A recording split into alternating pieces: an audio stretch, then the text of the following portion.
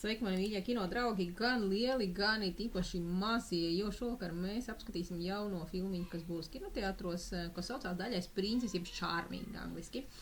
Filmiņas autors, šis komēdijas autors ir Ross Venūrs, kurš gan nav pagaidām tā ļoti plaši pazīstams ar savām filmām, arī ar animācijas filmām. Un filmiņā ir stāsts par kādu princi, kuram bērnībā ir uzlikts lāsts. Man vispār izskatās, ka ir piestrādājusi tieši tā pati burve, kura bija uzlikusi šo lāstu, jeb burvestību ērkšķozītei, vai viņai dažādi vārdi, ka mēs varam tulkot. Oriģināla valoda tātad tas ir Sleeping Beauty, un, ja jūs neesat redzējuši, silu iesaku arī pirms varbūt skatīšanās tieši Charming, jeb Daļo princi, šo 1959. gada Disneja versiju Sleeping Beauty. Tur tieši tās pašas darbības, ko mēs redzam šeit, kādā veidā, teiksim, bērns tiek noburts. Lūk, bet šī burvestība ir diezgan interesanta šajā gadījumā, proti, ka visas sievietes šajā princi, tiklīdz viņu ierauga, viņā iemīlas. Ja, forši tāda burvestība īstenībā. Savukārt, kas man likās tāda pretruna, ir tas, ka filmiņas autori, zīmētāji ir uzzīmējuši šo princi, samērā neglītu, nekāds skaistus. Viņš, piemēram, nebija uztaisīts, kaut gan varēja to izdarīt, ja. Piemēram, Šrekā mēs redzam, šis, arī viņš, man liekas, kaut kā tur šauc Charming. Viņš tiešām ir tāds simpātisks. Lūk, ņemot vērā to, ka visas dāmas viņā iemīlas vienkārši tāpēc, ka viņš ir noburts, nevis tāpēc, ka patiešām šis princis viņām liekas mīlestības vērts. Šim princim nav nevienas īstas draudzenes, nav nevienas īstas līgavas, jo viņam liekas, ka tā kā viņā nevar īpaši iemīlēties, tad mīlestībai nav varbūt jēgas. Un viņam ir vesels 3, kā teikt, līgavas, ja? Gan sniegbaltīte, gan ērkšķrozīte, gan pelnrušķīte, ja? Bet viņam neinteresē nevienu no viņām, viņš nemaz netaisās vienu tūlīt kaut kādu precēt. Taču burvestībā, ja, kas viņam tika uzlikts, bija noteikts, ka līdz noteiktam vecumam, tas bija 25 gads laikam aptuveni, viņam ir jāatrod īsta mīlestība, ja, vai arī jāprecās, bet var sakot, ir jāatrod īsta mīlestība.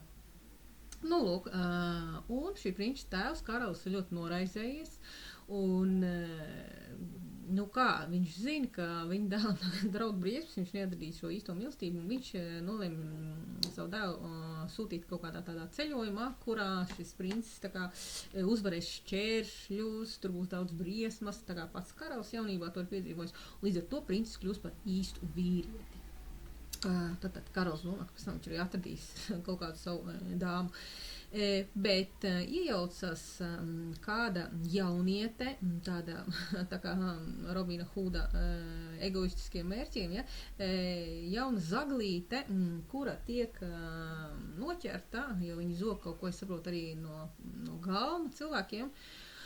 Un viņa tiek tā kā piespiesta doties ceļā ar princi, protams, pārģērbsies pa vīrieti, lai palīdzētu viņam pārvarēt šīs grūtības, jo, protams, visi ir arī noraizējušies, vai princis tiks galā ar grūtībām. Saprotu, ka viņš arī nedaudz izlutināts.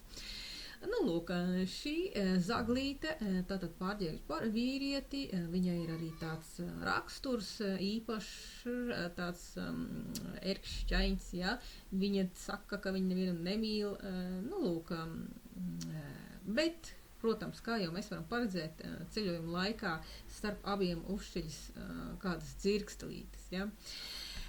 Vairs, protams, neko neteikšu, vispārējais jūsu ziņā, ko es varu pateikt vērtējumā, ir tas, ka šī filmiņa ir ļoti vērsta, manuprāt, uz bērnu auditoriju.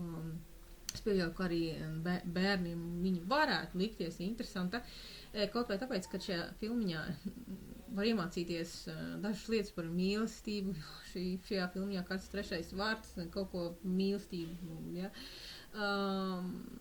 tas, kas man nepatīk šajā filmiņā, ir tas, ka visas trīs šīs vēsturiskās, jā, antīkās princeses, kā Pelnušņīte, Sniegbaltīte, viņas tika attēlots kā tāds pastūms, jā. Nav cita vārda. Tā kā es pati esmu, teiksim, izaugusi ar grāmatām, jā, multiplikācijas filmām par šīm princesēm, tad man likās tā nedaudz arī aizvainojoši, nu, tas nevajadzīgi galvenais, ja tas vēl būtu vajadzīgi, bet pilnīgi nevajadzīgi. Mēs redzam arī, teiksim, uz plakāta vai filmas informācijā, kā tiek reklamēts, ka šī filmiņa tapusi tādu producentu uzraudzībā, kas ir izveidojis Šreka veiksmīgās filmiņas. Es varu pateikt, jā, filmiņā ir vairāki varianti, nu, nevis varianti, bet teiksim, elementi no Šreka, bet nevar salīdzināt kvalitātē ar Šreku. Pie tam šī filmiņa man nepatīk tādēļ, ka viņa ir ļoti paredzama. Es personīgi jau pēc 10 minūtēm sapratu, ar ko šī filmiņa beigsies. Arī, teiksim, personāži bija veidoti, viņi raksturi ārkārtīgi tādi sekli, ļoti vienkārši. Vēl ļoti bieži nevarēja saprast, kāpēc notiek tieši tas, kāpēc kāds rīkojas tieši tā vai savādāk, kāpēc viņš to domā.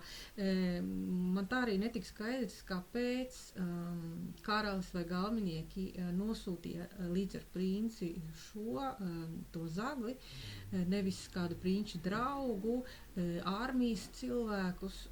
Tas pilnīgi tāds neizskatrojums. Iespējams, ka to varēja pamatot kaut kā interesanti, bet man šis pamatojums nebija, līdz ar to man bija grūti varbūt tā iejusties un sekot līdz tā nopietni šo filmiņu.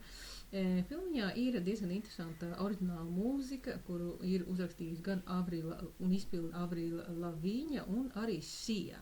Bet es nezinu, vai šī mūzika īsti iedaras tieši šajā filmiņā, vai arī viņa ir ļoti dažāda, nav, teiksim, viendabīga, es nezinu, bet kaut kas īsti nelīmējās kopā, teiksim tā. Es vērtējumā, īsti nevar dot vairāk par 5,5 punktiem.